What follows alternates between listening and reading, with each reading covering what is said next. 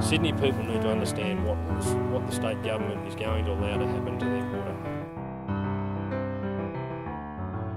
On Sunday the 16th of June, members of the Stop CSG Sydney group travelled to Warragamba Dam and surrounding water catchments to better understand the reality of the state government's plans to approve 150 gas wells across our water catchments. Warragamba Dam, along with a system of smaller dams, supplies water to about 4.5 million people.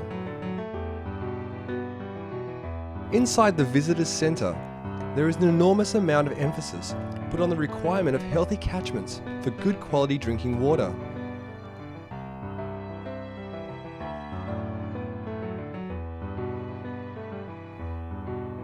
You get a huge sense of pride and a wealth of information about the special areas that surround each of the water storages.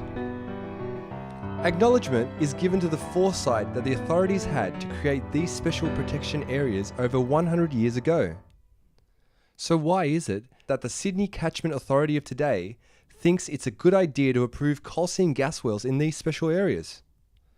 To find out, we meet with Brett Cotty and other members of the Stop CSG Sydney Water Catchments group.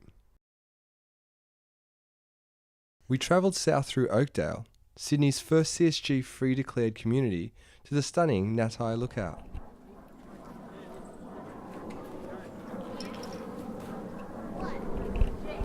There's Warragamba Dam. The licence area extends roughly there.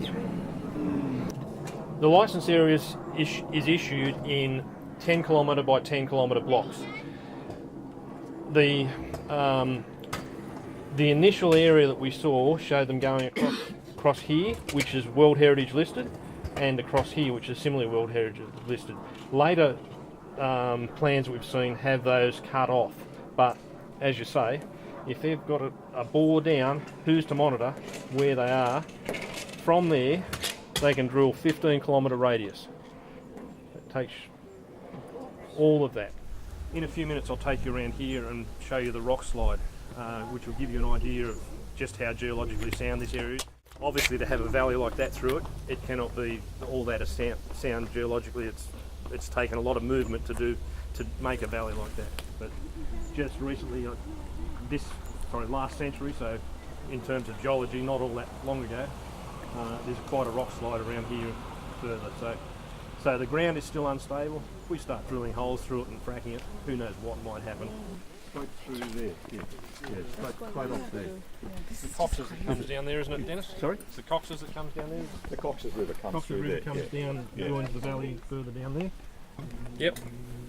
Well, if you'd have come out here 18 months ago, if you look at the surface of the water on the western shore, you can just see a small area from the surface that's barren land, which looks like a little gap between the surface of the water and the tree line.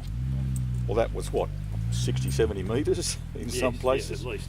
When we had, at the end of the drought, that water level was significantly lower than where it is now. So it's all that we've got. We don't have anything else. And we really entrust our governments to do their job, and they're not doing their job, are they? No, they're making it easy for mining companies to come in and just to slip in under the radar. The fact that the Sydney Catchment Authority is now run by a mining person, they've sacked the whole board and put in their own people. There's no representative from the Health Commission on there anymore. You say they sacked the people on the board either together had to have some kind of medical knowledge or they had to be a health specialist, and they haven't got that now.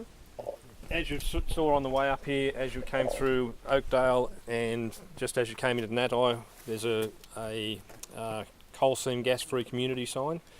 That's a result of us having foot soldiers going around and knocking on every single door and talking to all the residents that would talk to them and surveying them as to what they wanted to do with coal seam gas and protecting the water catchment area from coal seam gas.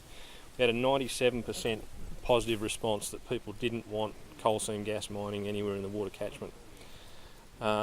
We've surveyed Natai and Oakdale, and we're looking to move into doing the Oaks and Warragamba, and we'd love it if there was people to come on board to carry that survey further into Sydney.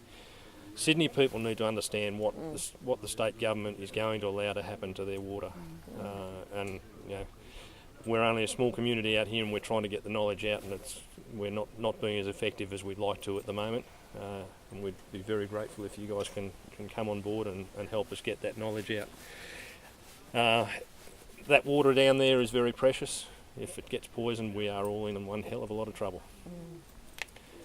If the state government says tomorrow we are banning coal seam gas mining in the water catchment in New South Wales, we'll all go and do something else. Go bushwalking. Exactly. Not in the water catchment though. There is a growing number of concerned members of the community taking action to keep our water safe. The most recent win was through the large-scale community efforts in the Illawarra region. On the 10th of July, the Planning and Assessment Commission rejected an application to extend exploratory licences across the water catchment. However, our water is far from safe. We need you to take action so that we can make the difference together. Write or speak to your local MP, or contact your nearest Stop CSG group to get involved.